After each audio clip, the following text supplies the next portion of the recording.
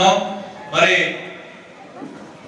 ఎక్కడి నుంచి ఎంతమంది వచ్చారు ఏంటి వివరాలన్నీ కూడా ఇక్కడ నమోదు చేసుకోవడం జరుగుతుంది. మీరు ఇంకా నమోదు చేసుకోవాల్సిన ఎవరైనా ఉంటే వేదిక వద్దకు వచ్చి నమోదు చేసుకోవాల్సిందిగా కోరుచున్నాం.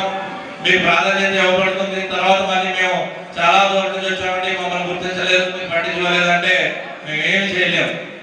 మీరు ఎవరో కూడా స్వామివారి దర్శనం చేసుకుని అందరూ కూడా దర్శనం అయిన తర్వాత ఈ కార్యక్రమంలో పాల్గొని వచ్చిన వారు వచ్చినట్టుగా దర్శనం ఇక్కడ రిజిస్ట్రేట్ చేసుకోవడం, దర్శనం చేసుకుని కూర్చోవడం. త్వరగా రావాలి, మీరు త్వరగా నమోదు చేసుకోవాల్సిందిగా కోరుచున్నాం. శ్యామలా గారు వచ్చారండి.